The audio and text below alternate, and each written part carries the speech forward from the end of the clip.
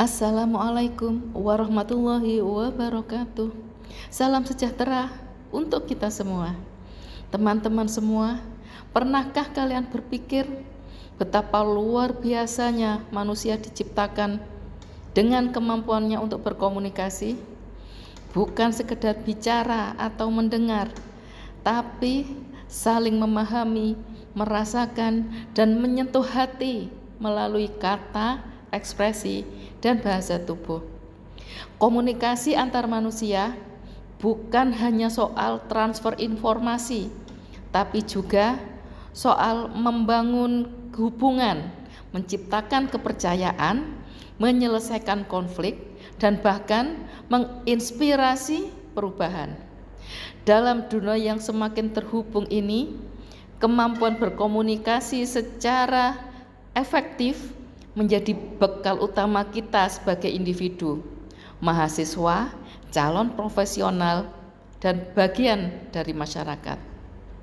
Melalui video edukasi ini, mahasiswa ilmu komunikasi mencoba mengangkat kembali pentingnya komunikasi antar manusia dengan cara yang segar, kreatif, dan relevan. Ini bukan sekedar tugas kuliah, tapi bentuk kontribusi nyata untuk membuka wawasan kita bersama. Kami percaya perubahan besar bisa dimulai dari hal-hal sederhana, seperti mendengar dengan empati, berbicara dengan hormat, dan menyampaikan pendapat tanpa menyakiti. Mari kita belajar, tumbuh, dan saling menginspirasi melalui komunikasi yang lebih manusiawi. Selamat menyaksikan, semoga bermanfaat dan membuka hati kita bersama. Salam komunikasi. Hai semuanya, selamat datang di channel aku, tempat kita membahas fenomena komunikasi masa kini dengan cara yang santai tapi bermakna. Pernah nggak sih kamu merasa gelisah saat lihat teman-teman kamu upload liburan, ikut challenge baru, atau cerita hal seru di media sosial, sedangkan kamu cuma rebahan? Yes, kamu mungkin sedang mengalami yang namanya fear of missing out, atau disingkat FOMO. Tapi, apa sebenarnya FOMO itu?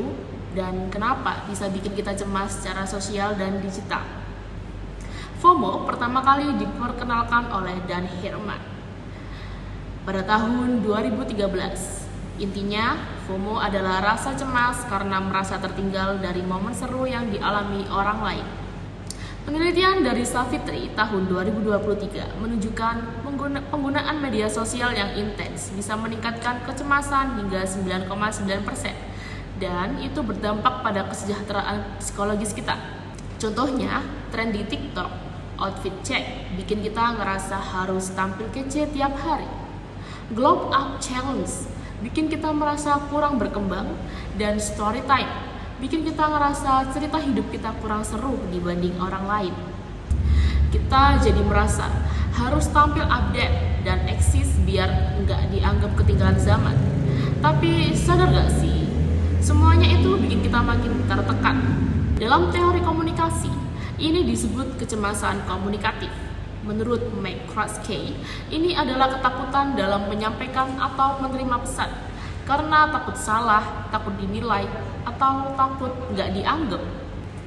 Dan di era digital, bentuknya bisa jadi kompulsi untuk mengecek notifikasi, ngebandingin diri dengan orang lain, atau ikut tren biar tetap relevan.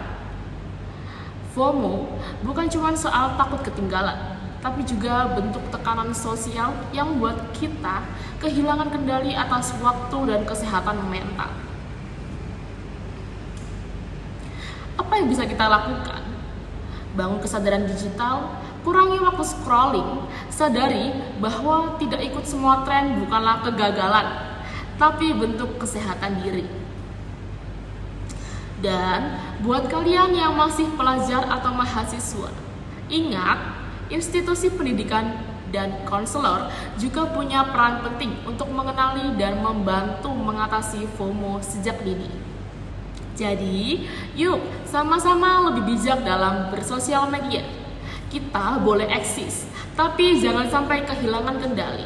Kalau kamu merasa konten ini bermanfaat, jangan lupa like, subscribe, dan share ke teman-teman kamu yang juga sering FOMO. Sampai jumpa di video berikutnya.